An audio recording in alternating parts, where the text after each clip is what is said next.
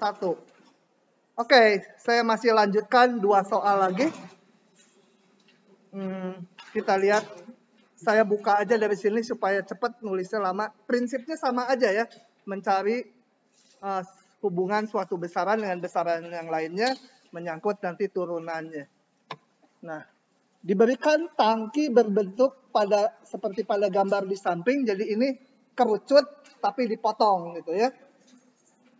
Kerucut dipotong, kemudian diisi air dengan laju sekian. Dengan laju sekian, udah jangan ngobrol. Diisi dengan laju air masuk sekian.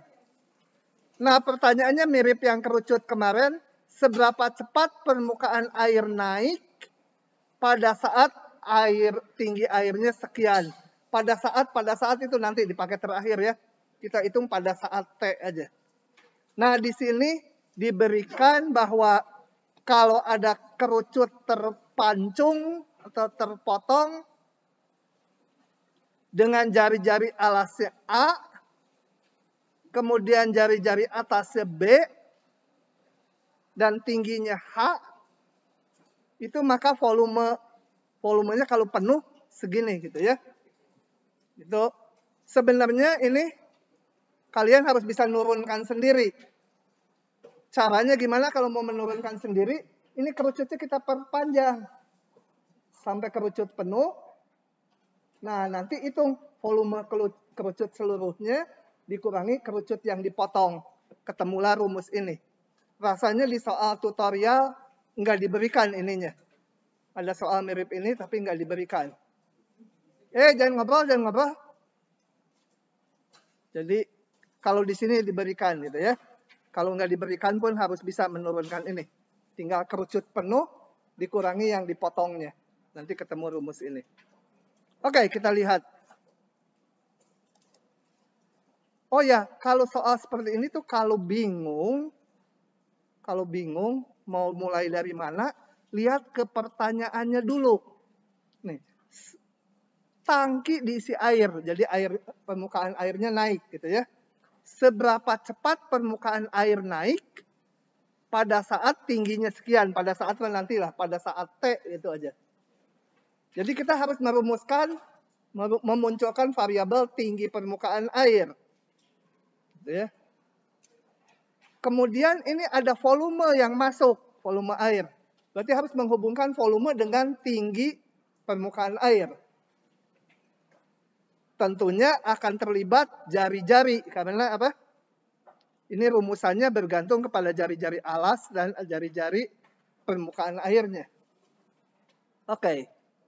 Nah, jadi saya gambarkan misalkan pada saat T sembarang, jangan saat ini ya. Pada saat ini nanti, pokoknya pada saat sekian itu terakhir nanti dipakainya.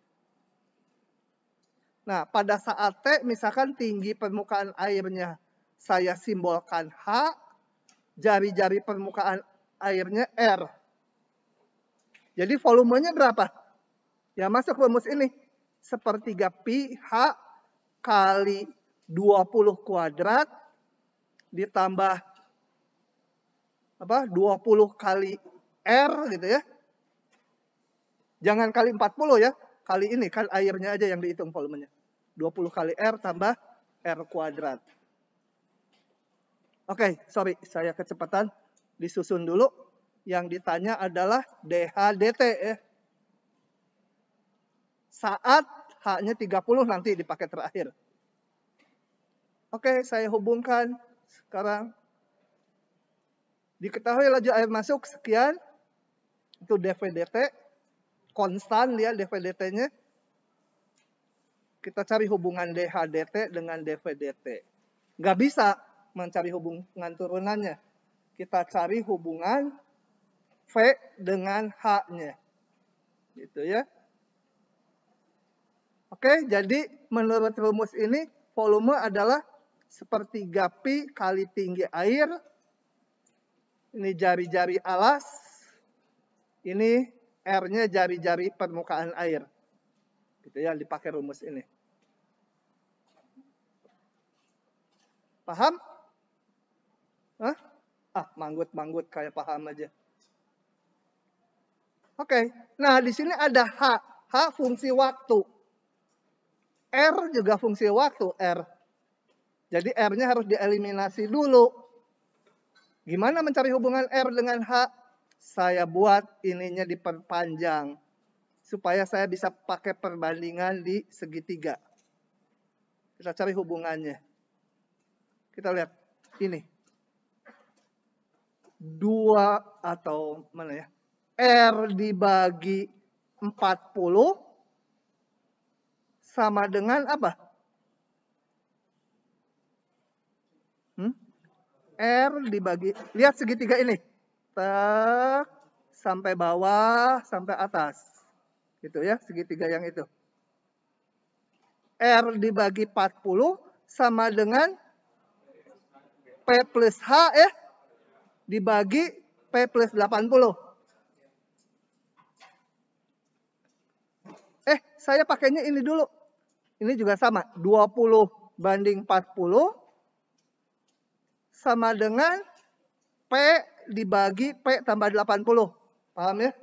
Saya nyari P-nya dulu, baru perbandingan yang tadi. P-nya udah dapat jadinya. Oke, dihitung dari sini. Detailnya nggak ditulis. P-nya ketemu 80. Nah, sekarang saya punya yang tadi. R dibagi 40 sama dengan P tambah H, ini yang tadi, banding 80 seluruhnya. Seluruhnya bukan 80. 80 tambah P, sorry. Tadi P-nya udah tahu, masukkan, kemudian disusun, ini langsung aja ketemu R-nya sekian, H. Gitu ya, percayalah dari sini ke sini. Nggak usah ngitung lagi di kepala, percaya aja kalau dikali silang, disusun, ketemu R-nya sekian. Oke, dari situ saya masukkan R-nya ke sini. Dieliminasi R-nya. Menjadi volumenya ini. Nah, kita udah dapat hubungan V dengan H. Kita mau mencari DH dt.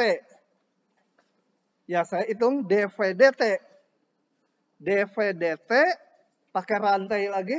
Sama dengan, karena ini variabelnya dalam H. Jadi, hitung dulu. dV dt sama dengan dV dH kali dH dt. Gitu. Oke, ini saya hitung. Ke rantai. dV dH ini gampang lah ya. Kaliin dulu kalau mau satu-satu. Disusun dari pangkat yang tertinggi sampai terendah. Hitung. dV dt-nya gampang dihitung. dH dt mau dicari nanti. Jadi titik-titiknya ini dV dH-nya nggak saya tulis. Nah, setelah itu baru pada saat tingginya 30 dipakai. Pada saat H-nya 30, masukkan ke sini nanti.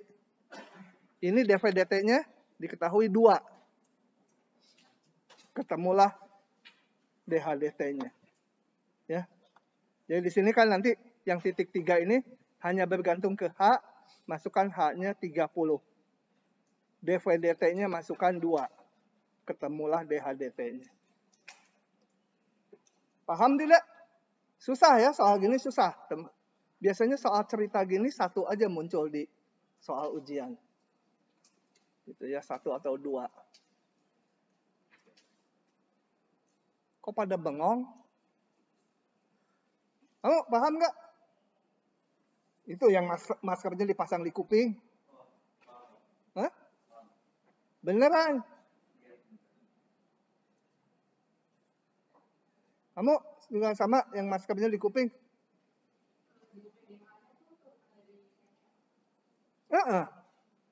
Jadi ini kalau dikaliin kan sekian H pangkat 3 itu ya, ini H kuadrat kan.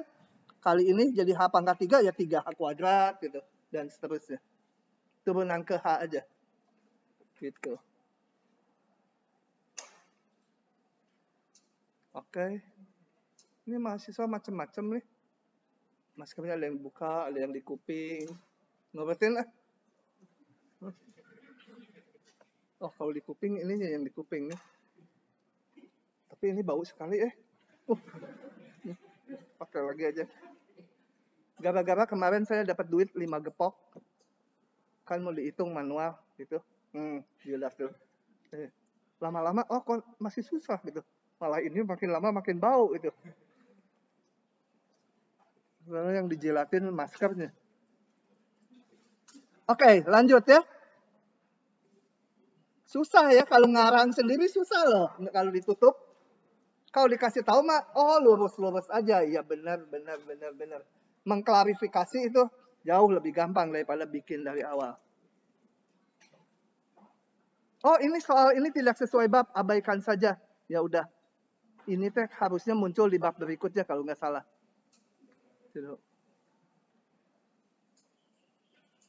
Oke, kita lewat aja. Udah banyak soal cerita gini, di tutorial juga banyak. Habislah dia. Joget dulu. Tuh, joget dulu kan? Oke. Sekarang kita pindah bab. Baik, kita sekarang pindah bab mengenai penggunaan turunan. Khusus aplikasi turunan. Kita lihat saja. Isinya apa sih? Nah, coba saya baca aja ini. Pada bagian ini akan dikaji konsep penggunaan turunan. Dengan konsep turunan banyak sekali masalah fisik, masalah nyata, masalah real yang dapat kita selesaikan. Solusi dari masalah fisik ini hampir semuanya bermuara pada masalah pencarian nilai maksimum atau minimum. Bukan minimum. Minimum ya. Saya tandain dulu. Supaya lain kali diperbaiki. Gitu ya. Oke, lanjut. Contoh. Ini tutor saya di Matematika B. Dia jadi asisten dari tingkat 2, tingkat 3, sekarang tingkat 4. Nah, 2 tahun terakhir itu online, sekarang onsite. Onsite kerjanya banyak, karena kuisnya manual. Rasain loh. Nah, ini Adeline aja. Adeline. Aduh, susah. Hendak pulang dari liburannya di sebuah pulau. Ini di pulau dia. Pulau Seribu kali ada orang Jakarta. Gambar di samping menunjukkan posisi pulau dan rumahnya. Ini pulau, ini rumahnya. Nah, selama di laut, si Adeline ini menaiki kapal dengan kecepatan 40 km per jam. Setelah sampai darat, dia naik mobil, kecepatannya lebih tinggi, 50 km per jam. Lambat ini. Saya tuh kalau pagi mau jogging dari rumah, dari Cimindi itu, sampai ITB 13 menit. Naik motornya di jalan layang kan masih sepi itu, jam 5:30. Udah aja digas segede-gedenya. Kecepatan 90. Motornya kuno lagi, tahun 2011. Udah takut macet aja, cek gitu. Nyawa melayang dah. Tanpa dipanggil-panggil lagi sama malaikat. Tentukan posisi titik C ini yang harus dipilih supaya Adeline dapat mencapai rumah secepat mungkin. Jadi dia bisa aja kan jalannya, naik kapal sampai B dulu, baru naik mobil ke sana. Bisa juga dia separohan gini, pilihnya ke sini. Naik kapal, kemudian dari sini naik mobil. Anggap pantainya lurus gitu ya. Bisa juga dari sini dia langsung aja naik kapal ke sini. Nah, mana jalur yang paling cepat? Bisa juga dia ke sini mungkin. Ke sana dulu, muter sini. Nah, gitu kan. Lah, kan kalau lagi piknik gitu kan enakan lama gitu naik kapalnya kan asik. Asal bayarnya nggak nambah aja. Nah, tapi pengen paling cepat sampai rumah. Kenapa? Karena rumahnya lagi kebakaran. Jadi pengen secepat-cepatnya sampai rumah. Tapi kalau kebakaran dihitung sama matematik dulu, ngitung gitu, udah habis mungkin rumahnya. Dan ngitungnya lama. Oke ya, jadi menentukan titik C supaya ini paling cepat. C ini bisa jatuh di titik B, bisa juga di titik D kalau mau langsung atau mau lewat sini. Nanti dibahas soal ini belakangan. Oke, kita sekarang mau ke maksimum minimum fungsi dulu. Nanti di belakang baru soal-soal ceritanya. Yang tadi salah satunya. Oke. Misalkan f sebuah fungsi dengan daerah definisi ini. Dan C itu anggota daerah definisinya. Nah, f disebut mencapai maksimum di C. Ini titik X ya C itu. Mencapai maksimum di X sama dengan C itu ya. Bila nilai fungsi di C itu nggak ada yang lebih besar dari dia. Jadi nilai fungsi di titik X yang lainnya harus lebih kecil sama dengan di titik C. Gitu ya. Jadi Y-nya dia paling gede. Nah, nilai fungsinya itu disebut nilai maksimumnya. Titik C-nya disebut titik maksimum. Sebenarnya titik maksimum itu C, FC karena di grafik. Tapi boleh juga disebut titik maksimumnya C sekian gitu, nggak apa-apa. Karena yang penting nanti proses menghitungnya. Coba saya mau ngasih contoh dulu sebelum ke yang lainnya. Lama. Nah, ini apa ya? Oh, ini gara-gara kalian tutorialnya kemarin ditambah ya. Saya bikin video. Tambah lagi aja. Mana add? Nambah new page. Oke. Nah, kalau saya punya fungsi ini. Kok merah sih? Fungsi yang gambarnya gini. Sin X lah, sin X. Ini sin X nih. Titik maksimumnya di mana? Di sini kan? Bukan 1. Pi per 2. Kemudian berapa ini? Berapa? 3 pi per 2. Benar? 3 pi per 2. Ini berapa?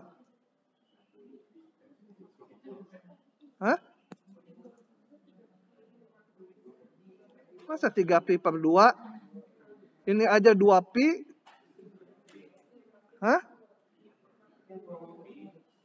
Ini pi kan? Ini berapa? 2 pi pada tambah 5 pi per 2 ya. 3 pi per 2 mah di sini negatif. Berarti titik maksimumnya ini kan ya. Dan seterusnya banyak. Oke.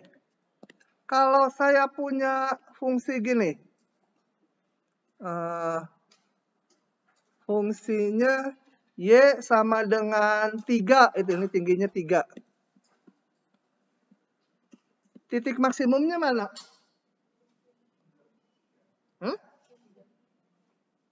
Titik maksimum tuh X-nya. Kalau 3 tuh nilai maksimumnya. Ini yang di atas nilai maksimumnya 1. Titik maksimumnya mana? Ya ini, titik maksimumnya banyak. Yang di bawah, titik maksimumnya mana? Apa? Nggak jelas ah.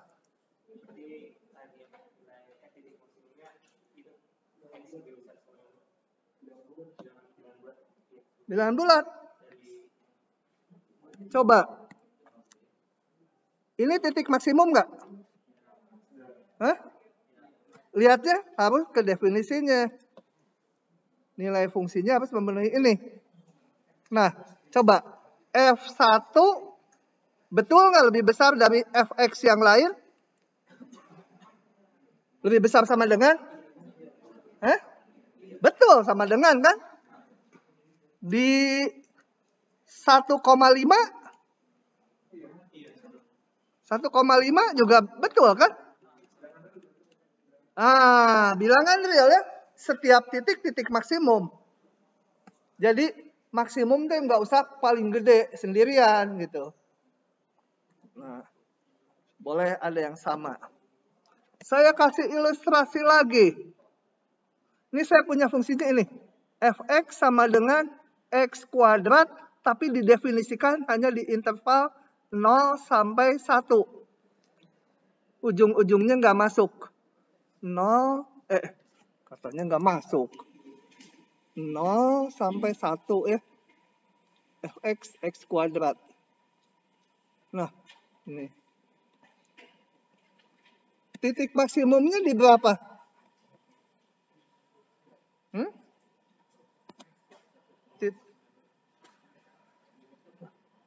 Hah? Di? Nggak boleh, satu nggak ikutan. Nah, yang gitu nggak ada ya. Nggak ada maksimumnya. Karena ini nggak tahu kita berapa ini. Bukan satu. Nggak ada ini. Jadi nilai maksimum bisa aja nggak ada. Gitu ya. Oke. Lanjut lagi.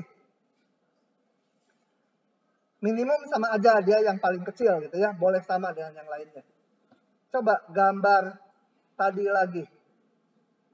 Minimum FC-nya lebih kecil sama dengan Fx yang lain. Yang fungsi sin, titik minimumnya berapa? 3pi per 2, terus dari sini berapa ya? Dan seterusnya banyak. Yang bawah titik minimumnya mana? Tadi minimum tuh Fc lebih kecil dari Fx yang lain. Boleh sama. Hah? Apa? Gak kedengeran. Kayak malaikat yang manggil-manggil, Warsoma. Saya nggak dengar itu. Hah? Sama dengan maksimum. Semua titik ya. Semua titik minimum di sini. Semua titik juga titik maksimum. Nah, kalau yang ini titik minimumnya berapa? Nggak ada ya. Oke. Ini. Pokoknya kalau ada malaikat manggil-manggil saya, jangan diingatkan saya. Jangan, Pak, itu dipanggil malaikat gitu.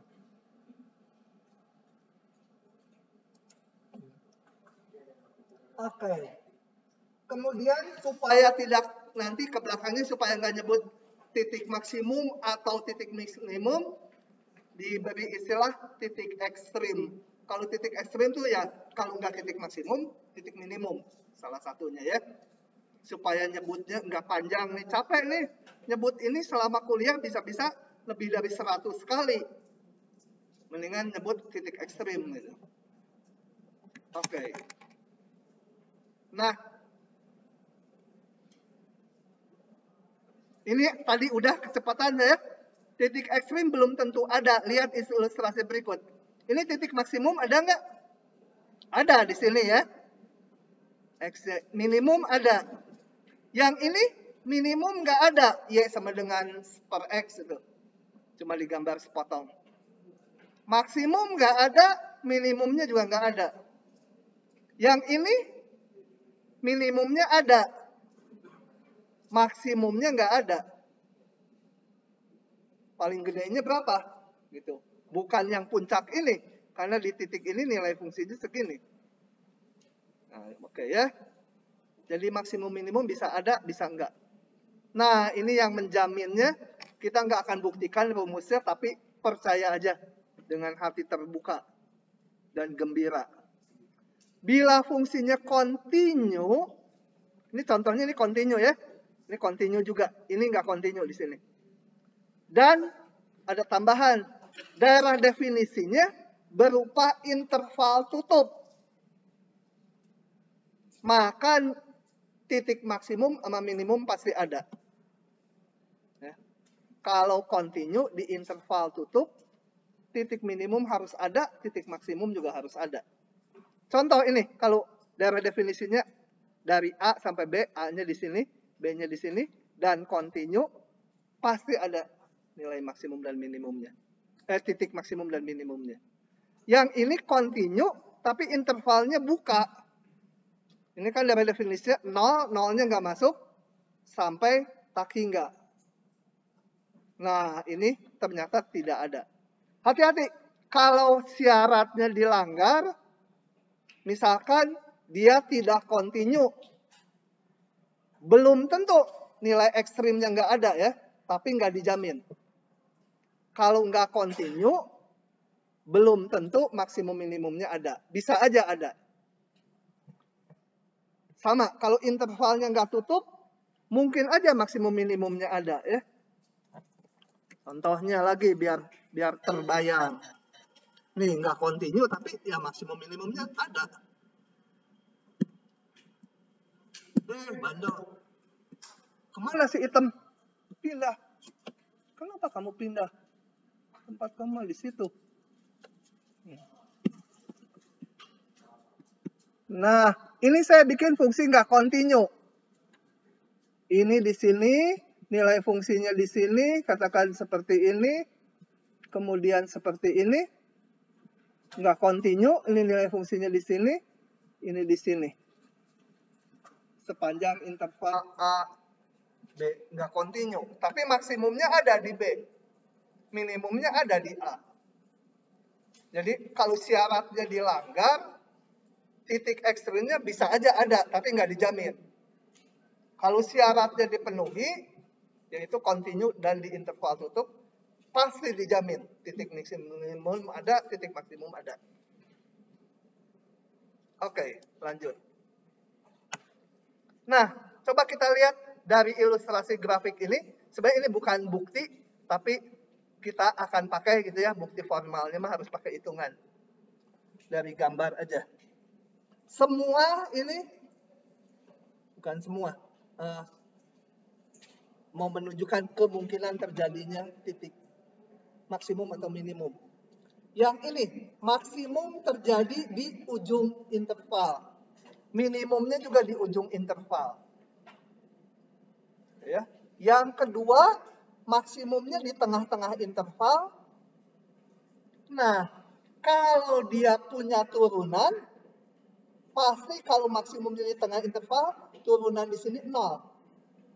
Turunan di sini juga 0. Kalau punya turunan ya, di titik itu.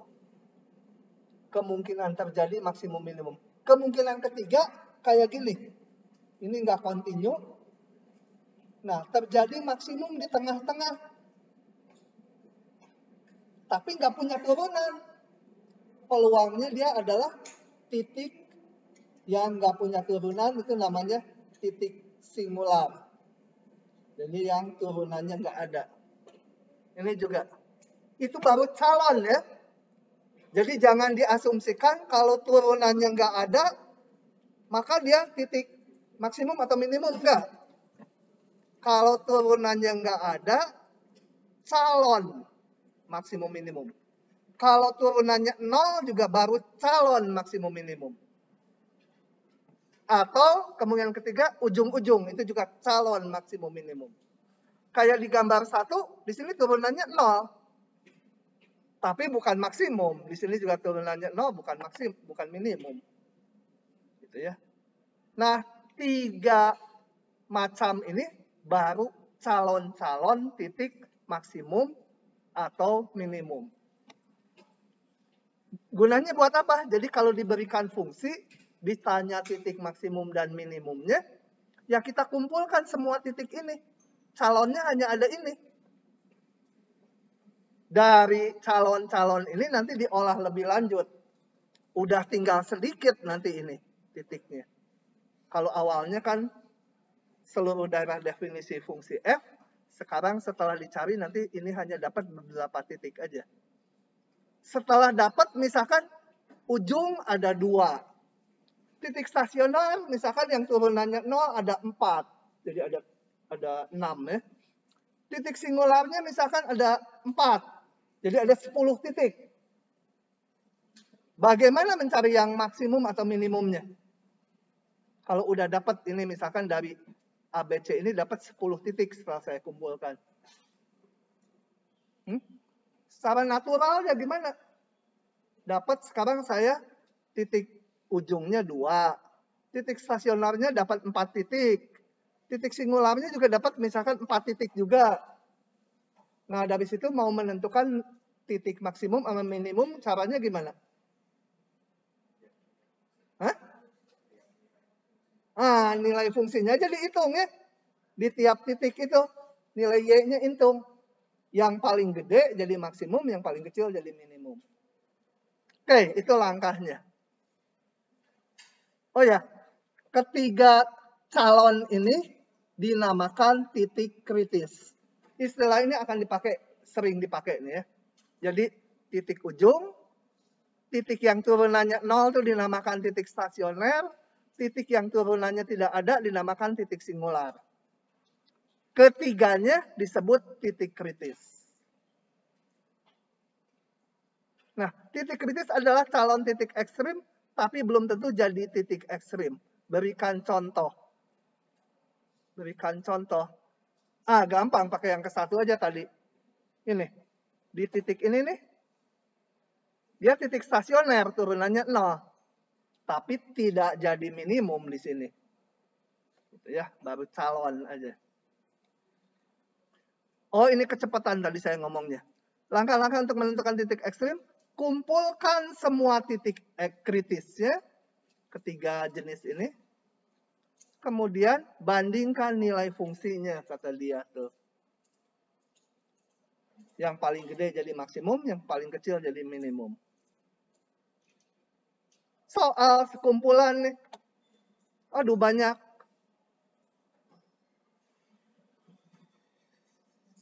Gimana nih, nomor 2 nggak ada jawabnya lagi. Malas nulis lagi. Oke lah. Nomor 1 dulu, mana yang mau dijawab? Pilih dari 3 soal itu. A, 2 soal, A dan B. B, yang A mah bisa ngeklik sendiri ya. Nah, lumayan. Oke.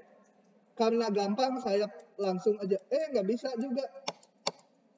Oh, ininya harus ke panah atau ke tangan dulu, baru bisa diklik. Oke, soalnya diulang. Tentukan semua titik ekstrim. Ingat, titik ekstrim itu berarti semua titik maksimum dan semua titik minimum. Ya. Dari fungsi ini. Nah, ini X pangkat 2/3 itu fungsinya kontinu ya. X pangkat 1/3 mungkin udah tahu. X pangkat 1/3. Kalau nggak tahu, kita gambar sama GeoGebra. Coba ya, supaya terbayang. Atau di sini saya gambar juga. Lupa saya. Oh, nggak digambar. Kita lihat dulu gambarnya. Google. Apa namanya, GeoGebra, Geo Online.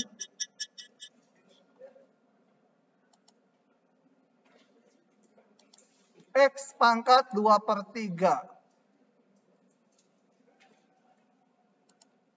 Y sama dengan X pangkat 2/3. Itu mah 1, kok jadi 1/2? 2/3. Nah, gambarnya kayak gitu ya. Ini apa ini nih? Kok keluar ini? Gambarnya. Kontinu ya. Kontinu sekali. Di 0 punya turunan nggak? Kenapa? Lancip. Nah, oke. Dia kontinu. Tapi dia kontinu. Intervalnya interval tutup, dibatasi. Pasti punya maksimum dan minimum. Nah, caranya kayak tadi. Cari semua titik ujung, titik stasioner, titik singular. Titik ujung ya gampang, ini udah diberikan intervalnya. Kemudian mencari titik stasioner dan singular, kita turunkan. Turunannya ini. Turunannya nggak ada di 0 ya. Sebentar, saya balik dulu. Apa itu titik singular? Lupa. Titik stasioner yang turunannya 0. Titik singular yang turunannya nggak ada. Coba kita lihat lagi ke sini. Turunannya nggak mungkin 0 ini kan. 2 dibagi sesuatu nggak mungkin jadi 0. Jadi titik stasioner nggak ada. Titik singular ada, di 0 nggak punya turunan ya. Di 0 nggak punya turunan. Oke. Sebenarnya ini ya, harus membuktikannya lewat limit turunan. Tapi kita lihat dari sini aja lah kalau udah aplikasi mah. Kalau 0 nggak ada gitu, 2 dibagi 0. Nah, jadi saya punya titik kritisnya, titik kritisnya min 1, 2, dan 0. Tinggal dihitung aja nilai fungsinya di masing-masing titik itu. Masukkan ke sini. Dari situ saya dapat titik maksimum berapa? Yang paling kecil, titik maksimum yang paling gede. Ini ya. Jadi titik maksimumnya X sama dengan 2. Ini Y-nya saya hitung. Kalau X-nya 2, masukkan ke sini, Y-nya sekian. Titik minimum yang paling kecil, yaitu di 0, nilai fungsinya 0 juga. Ya. Oke. Lanjut.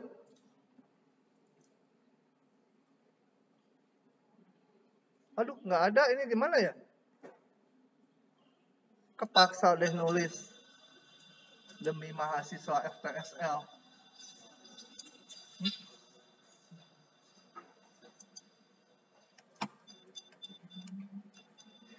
Oke. Tentukan 2 buah bilangan tak negatif yang jumlahnya 10 dan hasil kalinya maksimum. Udah ada petunjuk. Misalkan salah satu bilangannya X.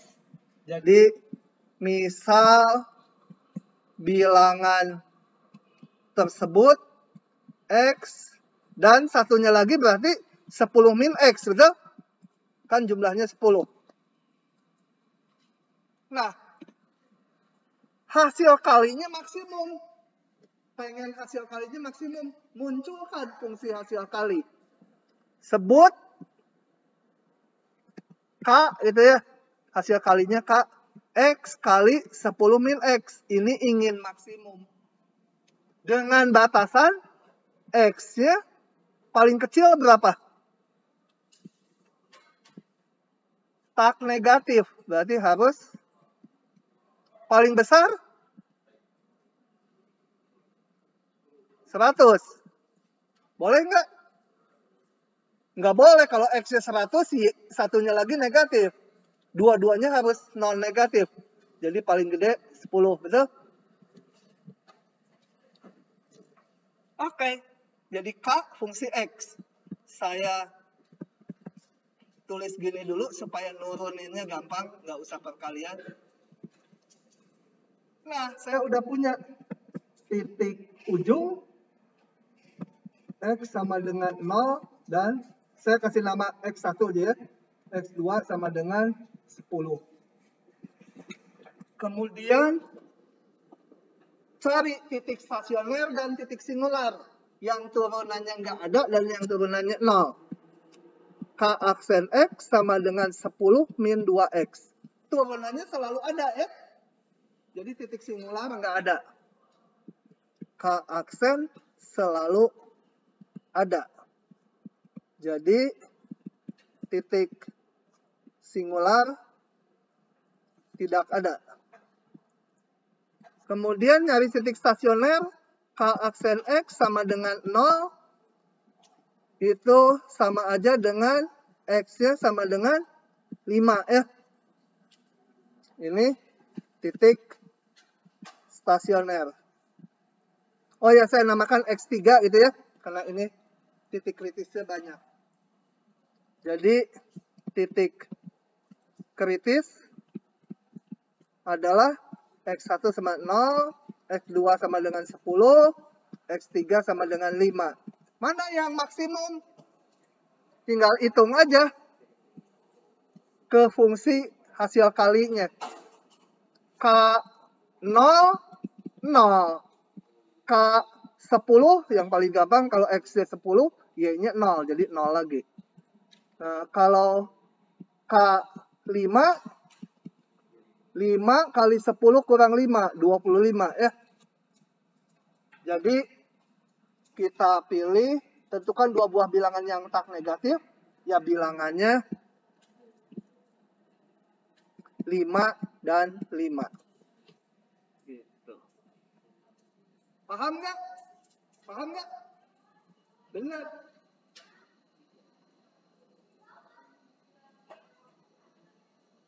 Anak sipil sekarang banyak ceweknya, kenapa ya? Yang cowok kayaknya udah males ngebangun. Oh, karena ada teknik lingkungan ya?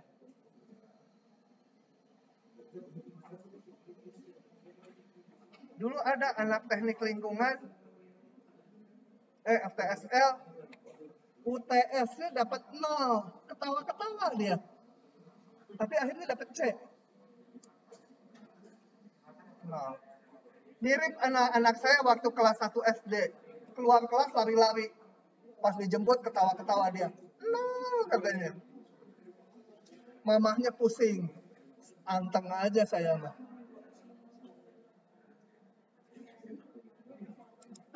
Oke. Banyak nih soalnya. Banyak sekali.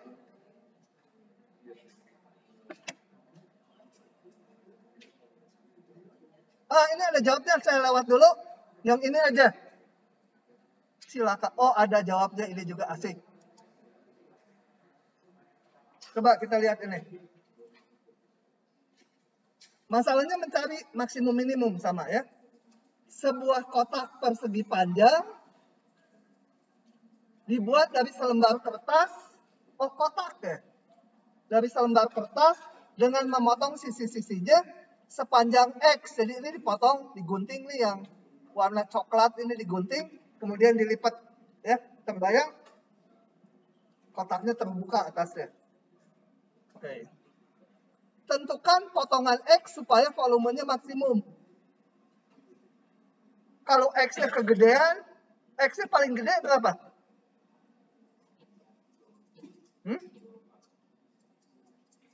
Enggak dong, kan ini kiri kanan, gimana? 14, dari mana itu angka? Hah? Asal nyeplak aja 14. Wah. Kalau tadi ngomong 24 ada masuk akalnya. Kalau 14 itu, atau gimana itu? Hah? Kalau 24 atau 9 gitu ya. Atau 5 itu masih ada masuk akalnya. Ini kalau 14 dari mana lu? Kayaknya belum baca soal udah jawab dia. Paling gede berapa? 4,5 ya. Kalau 4,5 kan habis nih sisi pinggirnya. Nggak boleh 12. Gimana 12? Ini kan sama. Ini X, ini X. Paling gede 4,5. Paling kecil 0. Kotaknya mana? Hanya selembar gini aja. Kotaknya tingginya 0. Nanti nggak ada yang dilipat. Oke. Kembali kalau soal gini, lihat pertanyaannya. Tentukan X supaya volumenya maksimum. Pengen memaksimumkan volume, munculkan volume ini, volume sebagai fungsi dari X ya. Karena X yang dipotongnya. Jadi volumenya berapa?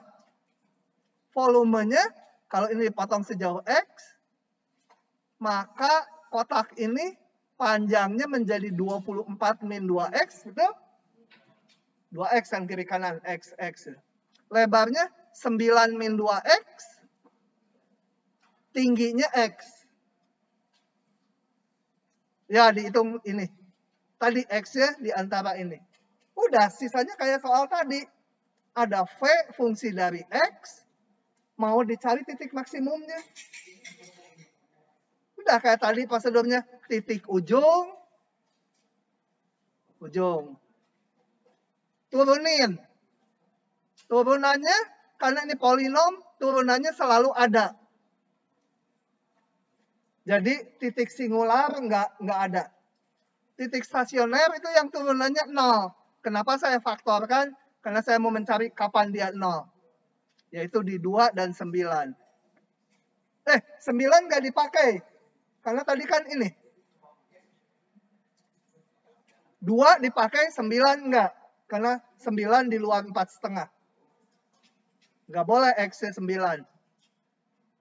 Udah, dapat titik kritisnya. Ini, ya yang maksimum. Tinggal bandingkan aja volumenya. Berarti akan maksimum kalau potongannya 2 cm. Udah, jadi nggak 14 ya.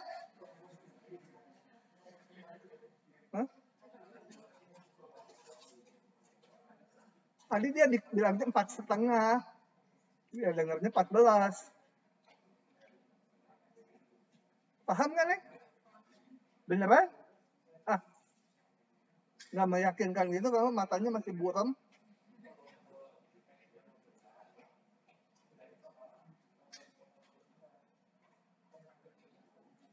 Sok nanya kalau nggak paham. Tapi yang mantap masih merah. Si merah itu.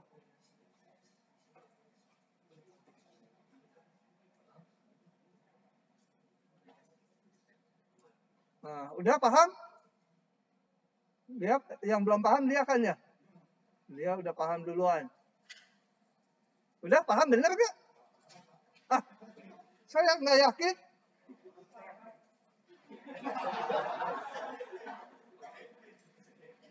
Kalau benar paham bayar 100.000 ke sini.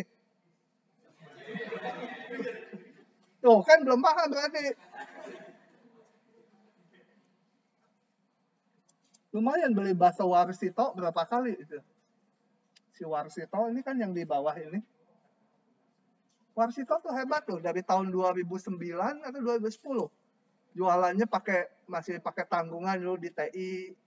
Di sana kemudian nggak boleh pindah kemana. Sekarang udah maju, mau nyewa di itu. Apa yang gedung putih itu namanya lah, yang depan. Yang bekas ET itu dulu. Nggak dikasih sama ITB. Takut nggak bisa bayar katanya.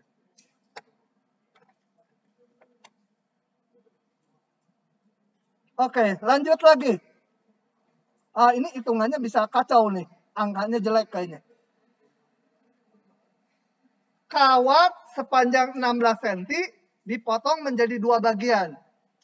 Satu potongan dibentuk menjadi persegi ya. Dulu namanya zaman saya kecil bujur sangkar. Tapi karena kalau di Jawa Barat bujur itu pantat. Jadi diganti sekarang persegi itu. Iya, bujur sangkar. Bujur ibu katanya. Gitu ya. Ya, kalau SD kan lebih banyak ibu-ibu yang ngajar. Oh enggak juga, di Padang juga guru matematik SMA lebih banyak ibu-ibu. Kemarin ini pelatihan saya awal Agustus. Pesertanya ibu-ibu semua, 38. Yang cowok cuma 3.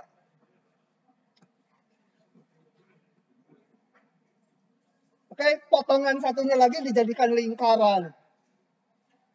Berapa ukuran potongan tersebut agar total luasnya minimum?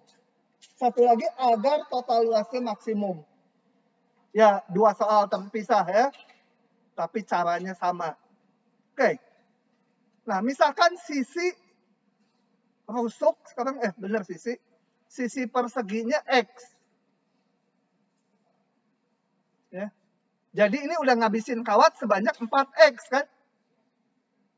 Nanti totalnya 16. Oke. Dan jari-jari lingkarannya R. Nah, kita akan hitung luasnya.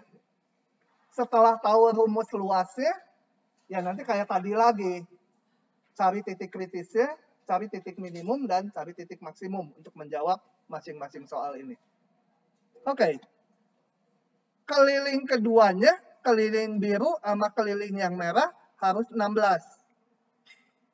Yang ini kelilingnya 4X, yang ini keliling lingkaran 2PR. Harus 16. Dari sini saya punya hubungan X dengan R. Oke. Nah, mulai soalnya mencari total luasnya. Berarti saya munculkan rumus total luasnya. Luas adalah ini X kuadrat, ini PR kuadrat. Nah, tadi yang atas buat apa? Buat mengeliminasi salah satu variabel ini. Karena X-nya bisa berubah-ubah, R-nya juga berubah-ubah. Gitu ya. Nah, R-nya diganti dulu. Saya ganti X-nya, sorry. X-nya saya eliminasi menjadi ini. X-nya diganti yang ini. Nah, kita lihat. Karena saya memunculkan L fungsi R, saya harus lihat paling kecil R-nya berapa. Aduh, ini mah udah nongol langsung. R-nya paling kecil 0. Jadi semua jadi persegi. Lingkarannya nggak ada. Atau semua jadi lingkaran. Supaya ini kelilingnya 16. R-nya sekian. Ya, yang merah itu supaya semua dari lingkaran. Berarti 2PR itu harus 16. Jadi R-nya 16 per 2Pi. Ini supaya perseginya nggak ada, semua lingkaran. Kalau yang 0, lingkarannya nggak ada, persegi semua. Itu ekstrimnya. Udah, sisanya kayak tadi lagi. Cari R-nya berapa supaya L maksimum. Titik ujung. Turunin ini, rada rumit. Aduh. Percaya aja dengan hati gembira bahwa hasil turunannya ini. Kemudian ini pakai rumus ABC atau rumus ABCD, nggak tahu, pokoknya dicari supaya ini 0 itu menghasilkan angka R-nya sekian. Ya harus pakai kalkulator. Kalau di ujian nggak akan keluar angka gini lah. Titik singular nggak ada, karena ini bentuknya kayak polinom.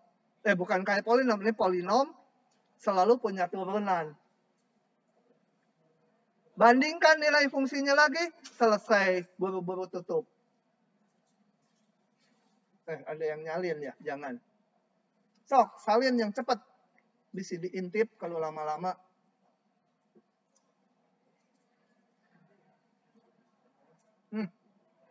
Supaya luas totalnya minimum, R-nya harus sekian. Wah, susah tuh ya. Ngukurnya juga pakai apa? Pakai manometer skrup gitu. Ini panjang segini. Supaya maksimum, ini. R-nya sekian.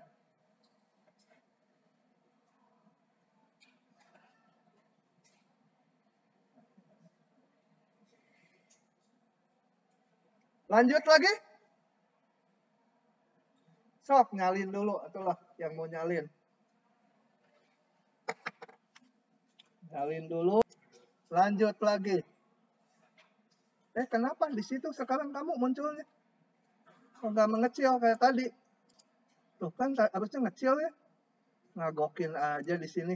4 sana. Ini jalan nggak rekamannya? Oh jalan. Kenapa gede sekarang dia? Nah, lagi.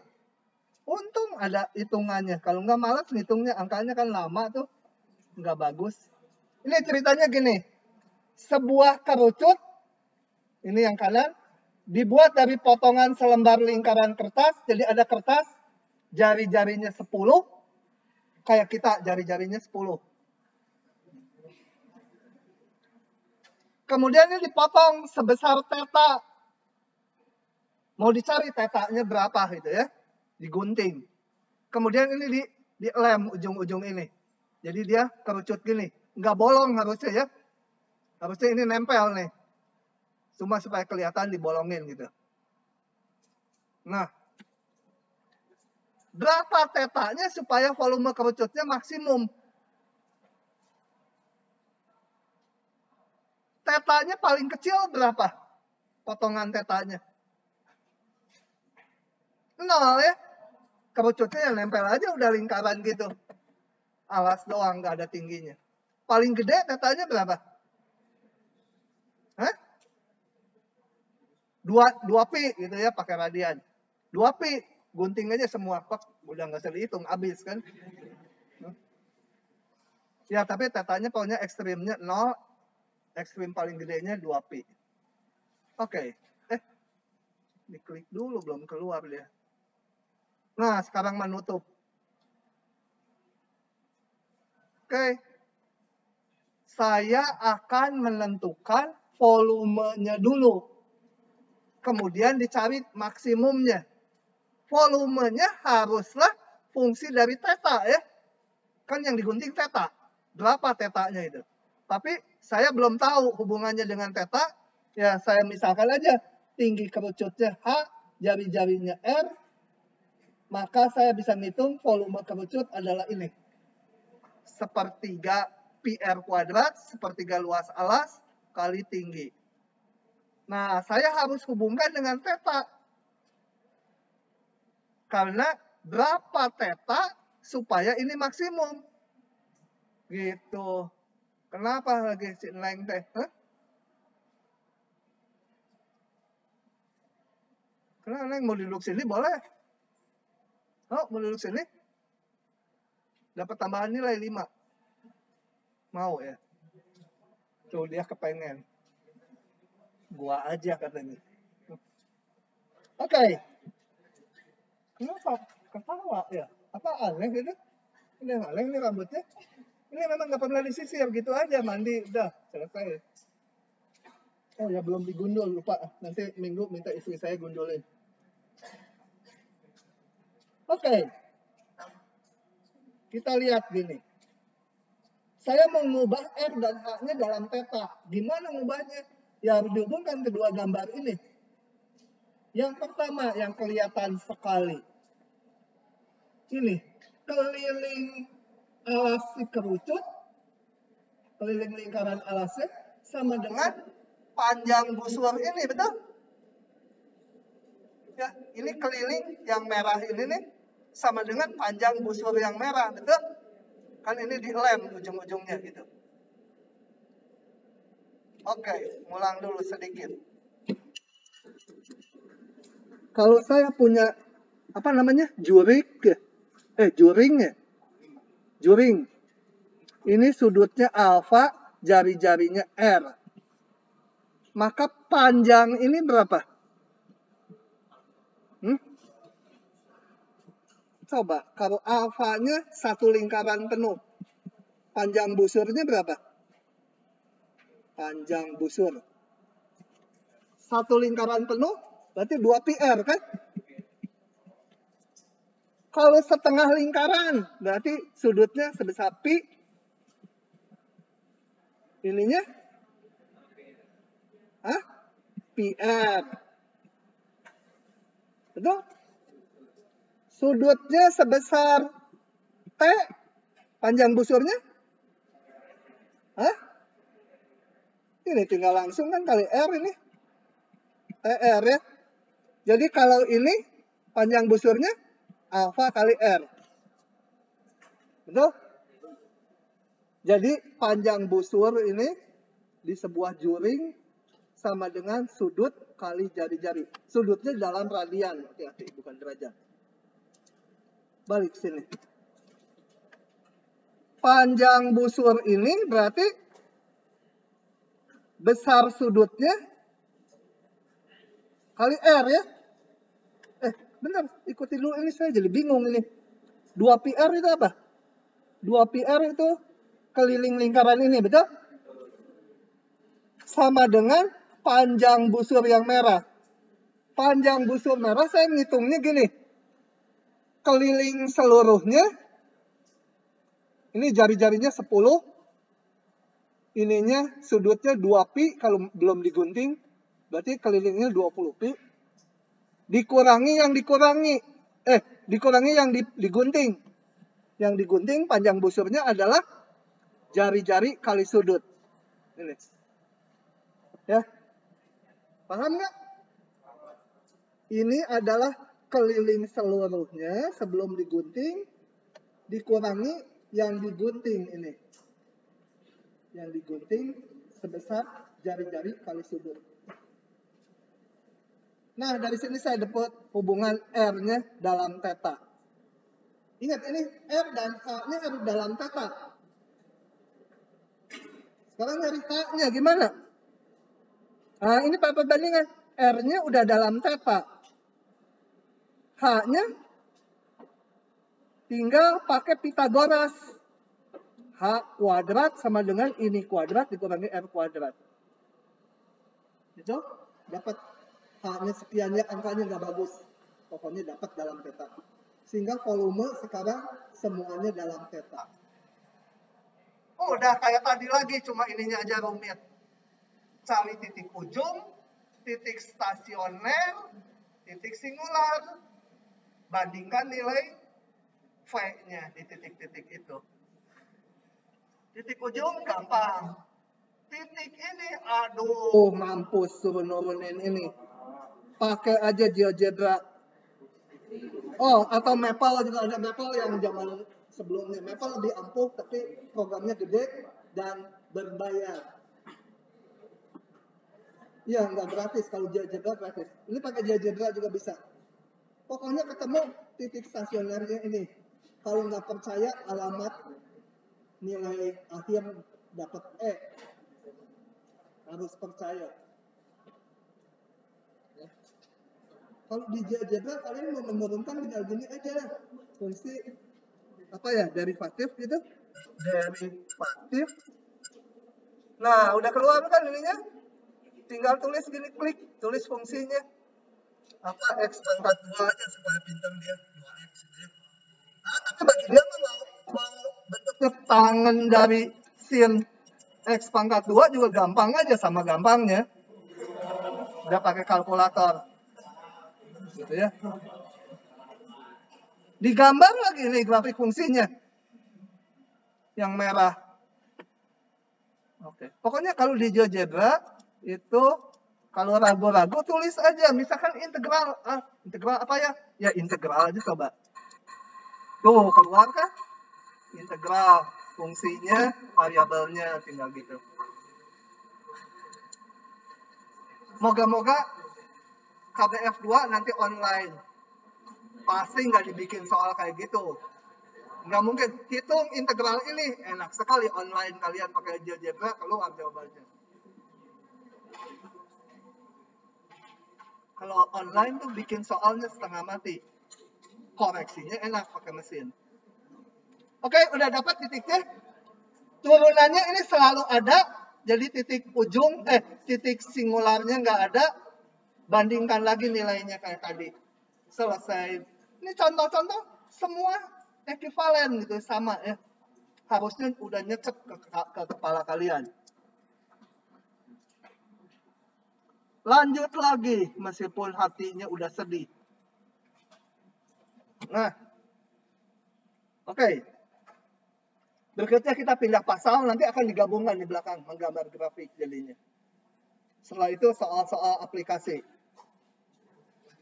Nah, pada bagian ini akan dikaji perilaku naik turunnya grafik fungsi bila variabel bebasnya semakin membesar. Jangan ngobrol. Ini awas loh, nih udah banyak kumannya nih. Kasih lagi kumannya. Kayaknya. Balikin dikit. Banyak dah udah. Tapi tenanglah, nggak ada virus COVID, tapi virus yang lain banyak.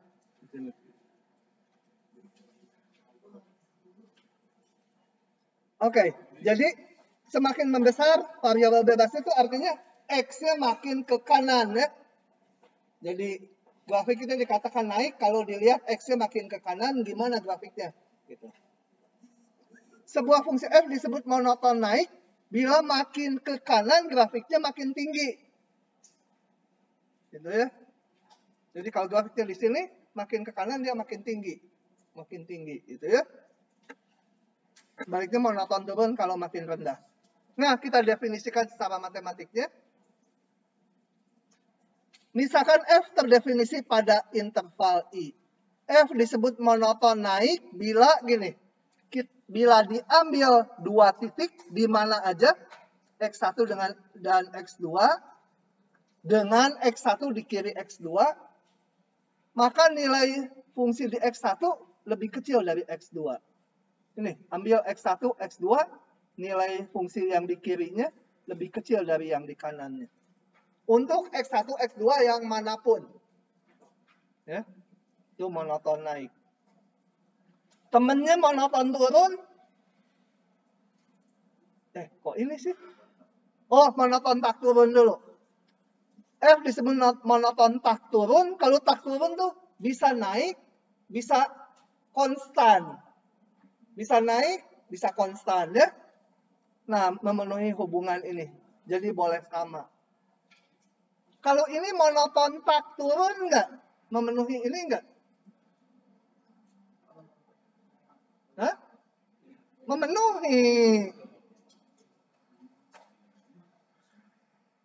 Yang hijau memenuhi definisi ini kan? Setiap dipilih 2, yang di kiri lebih kecil sama dengan yang kanan. Jadi yang monoton naik pasti termasuk monoton tak turun juga. Sekarang sebaliknya, kalau yang ini monoton naik nggak? Hah? Nggak ada, belum tentu mah. Monoton naik atau tidak? Tidak, karena nggak memenuhi ini. Kalau saya pilih X1, X2 di yang konstan, ini nggak dipenuhi. Jadi monoton tak turun, fungsi yang monoton tak turun, sama fungsi monoton naik, kalau dikumpulin banyak mana? Ini himpunan terdiri dari fungsi-fungsi monoton tak turun. Ini fungsi-fungsi monoton naik. Banyak mana? Hah? Naik. Lebih banyak yang naik. Di SD, SMP, SMA juga lebih banyak yang naik kelas ya daripada yang tak turun. Ya. Gini, fungsi yang naik termasuk tak turun nggak? Fungsi yang tak turun termasuk naik nggak? Jadi yang naik pasti termasuk tak turun juga. Jadi banyak mana? Nah, kebalik ya kali ya. Jadi yang tak turun lebih banyak karena yang naik masuk di situ semua. Oh,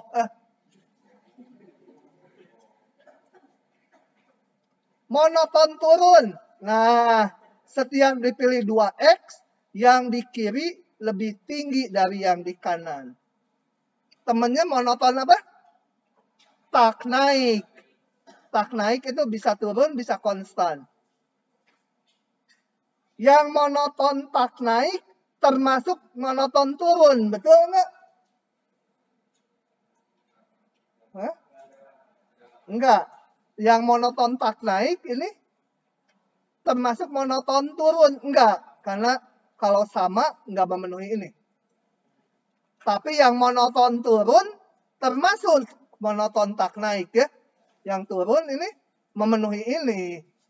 Ini kan boleh lebih besar sama dengan. Ini harus lebih besar. Ya, lebih besar termasuk di sini. Oke. Udah dijawab tadi pertanyaannya. Nah, sekarang kita mau mengujinya. Coba saya akan ilustrasikannya di sini aja. Saya mau gambar fungsi yang monoton naik. Draw. Tidak ada yang menang, tidak ada yang kalah, jadi draw.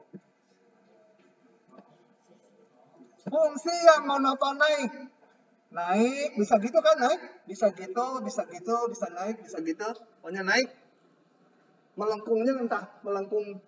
Kalau yang kayak gini nanti namanya cekung ke bawah. Yang melengkungnya ke atas namanya cekung ke atas. Nanti aja. Kita lihat turunannya. Turunan itu kan sama dengan kemiringan garis singgung, betul? Nah, turunannya di sini positif negatif. Di sini turunannya positif negatif. Di sini lihat turunannya selalu positif kan? Nggak kita bandingkan. Besar kecilnya nggak tahu. Tergantung lengkungannya. Tapi turunannya semua positif. Garis singgungnya sudut yang dibentuk antara garis singgung dengan sumbu X positif selalu lebih kecil dari pi per 2, lebih kecil dari 90 derajat. Sudutnya kalau diteruskan nih garis singgung, sudutnya selalu lebih kecil dari 90 derajat. Nah, jadi saya punya ini. Kalau turunannya besar 0, maka dia monoton naik. Ya, jelas?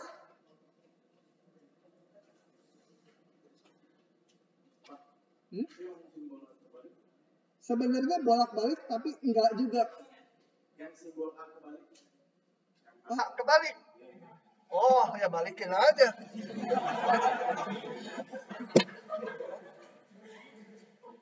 Ini singkatan dari untuk setiap atau untuk semua.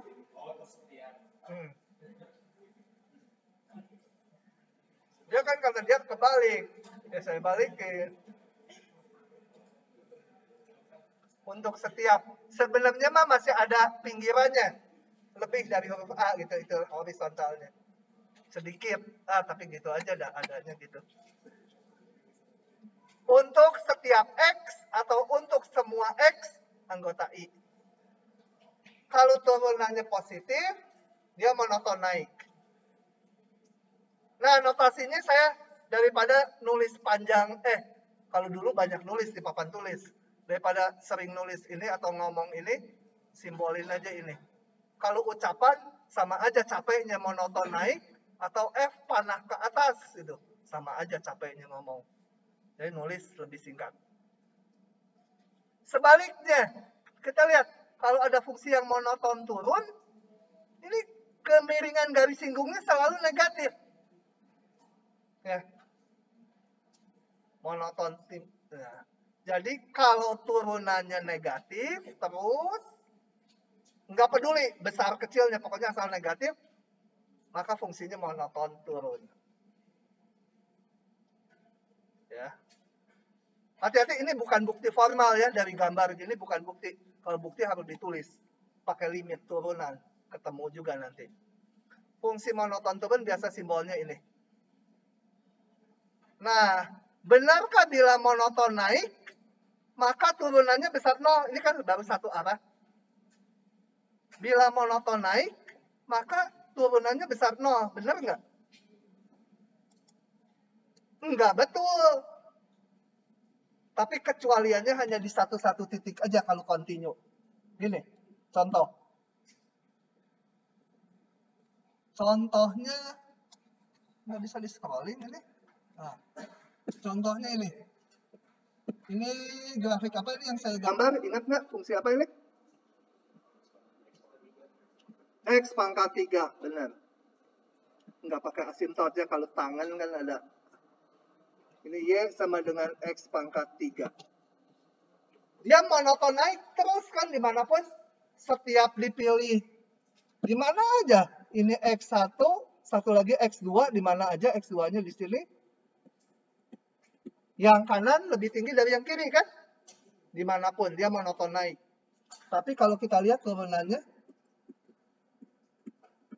di 0 sama 0. Jadi kalau turunannya positif, pasti monoton naik. Kalau monoton naik, turunannya masih mungkin enggak positif, masih mungkin 0. Tapi di satu titik aja. Gitu ya. Bingung ya ngomong bolak-balik. Gini, kalau turunannya positif, pasti monoton naik. Kalau monoton naik, belum tentu turunannya positif. Bisa ada yang 0 tapi di satu titik aja. Sisanya memang positif. Gitu. Nah, gimana Cel ngomong apa? Ya udahlah lewat aja. Bingung saya juga. Oke. Ini teoritis saja, nggak di aplikasinya nggak terlalu penting. Tentukan daerah kemonotonan. Kalau ditanya daerah kemonotonan itu artinya menentukan di interval mana dia naik, di interval mana dia turun. Coba kita lihat. Caranya gimana? Ya pakai ini. Kapan turunannya positif, kapan negatif. Yang 0 paling di satu titik, biarin aja. Kita lihat. Jadi alatnya turunan. Turunkan turunan pembilang kali penyebut, dikurangi pembilang kali turunan penyebut, dibagi penyebut kuadrat, hitung, dengan hati gembira kita percaya turunannya ini. Ya. Kenapa saya faktorkan gini? Kan mau melihat kapan turunannya positif dan kapan turunannya negatif. Gitu ya. Nah, kita periksa tanda turunan, tanda ini. Tandanya kita tandai yang membuat dia 0. Ini di 0, di 4, dan di 2. Gitu ya. Kenapa yang 2 dibolongin gini? Karena sebenarnya fungsinya nggak terdefinisi di 2. Tapi tetap untuk pemeriksaan tanda diikuti. Nah, diikutkan. Gitu ya. Jadi ini dibolonginnya karena nanti 2 jangan diikut-ikutkan nanti. Karena 2 nggak termasuk daerah definisi. Si Jambul ada di sini. Dari tadi saya pikir si Jambul nggak masuk. Kamu si Jambul namanya. Tukang ngantuk. Nah, kamu bagus nyalin aja jadi nggak ngantuk. Oke, jadi dia monoton naik di yang positif. Diminta hingga sampai 0. Dan di 4 sampai tak hingga. Boleh juga yang 0 tuh dimasukkan kalau nyambung gini. Boleh juga jawabnya gini. Minta hingga sampai 0-nya termasuk. Boleh. Ya. Kayak yang X pangkat 3 tadi. Nah ini kan 0-nya juga dimasukkan. Meskipun turunannya 0. Di contoh ini sama. Turunannya di sini kan 0. Nggak positif. Di 0 tuh turunannya 0. Tapi karena nyambung gini di satu titik boleh disatukan. Jadi mau jawab kiri boleh, kanan boleh. Ya. Di 4 juga boleh. Dimasukkan. Monoton turun, hati-hati jangan menjawab 0 sampai 4. Karena ini melewati jurang nih. 2 kan nggak termasuk. Nggak ada di dalam definisi. Ya kalau pacaran mah. Ceweknya di sini, cowoknya di sini, ini mertua. Calon mertua ngehalangin. Paling sebel. Gitu ya. Bimbo aja bikin lagu paling sebel sama calon mertua. Gitu. Turun, nah gitu ya. Boleh juga dimasukkan, 0-nya dimasukkan lagi. 0, tapi 2 nggak boleh ya. Karena 2 di luar daerah definisi. Gitu ya. Jadi boleh juga 0 tutup sampai 2 dan di 24. Nah. Hal lainnya. Oh ini udah. Karena 2 nggak. Kemudian kita tidak boleh menulis F naik di sini, gabung sini. Nggak boleh. Kenapa nggak boleh? Saya jelaskan lewat gambar. Ya, catatan kedua. Ini. Nah. Coba ya. Kalau gini. Gini, gitu. Belum digambar. Ada fungsi gini. Gambarnya. Dari sini dia ke situ. Kemudian dia ke sana. Ya, ini sana aja biarin ya. Sampai minta hingga. Kemudian dia gini. Katakan ini titik 3, ini titik 6 gitu. Nah, Y sama dengan Fx. Maka F monoton naik di minta hingga sampai 3. Harus ditulis dan, nggak boleh ditulis gabung. Saya tulis dulu gabung, kenapa nggak boleh? Coba kita lihat. Gabung 6, tak hingga, ini nggak boleh. Kalau gabung ini menjadi satu himpunan. Himpunan A itu ya. Nah, kalau dia monoton naik di himpunan A, artinya kalau saya ambil X1-nya di A dan X2-nya di A, terpenuhi nggak? Fx2 di kanan lebih besar dari yang di kiri? Enggak kan ya? Fx2 enggak lebih besar, ini enggak benar. Jadi kalau naik di sini, naik lagi di interval lain, ya masing-masing naik. Kalau digabungkan, enggak berlaku gitu. Bisa-bisa. Jadi ini jangan nulis gabung, tapi tulisnya dan aja masing-masing. Di sini dan di sini. Terpisah. Enggak jadi satu himpunan. Di himpunan A dan di himpunan B. Jangan dijadiin satu himpunan. Nanti nggak berlaku naiknya kayak gini. Di sini positif, di sini negatif. Turun dia. Di gabungan intervalnya. Paham? Udah capek belum? Belum. Lanjut lagi karena belum capek. Hah? Hah? Oh, ganti pasal. Gak pernah ganti pasal, kita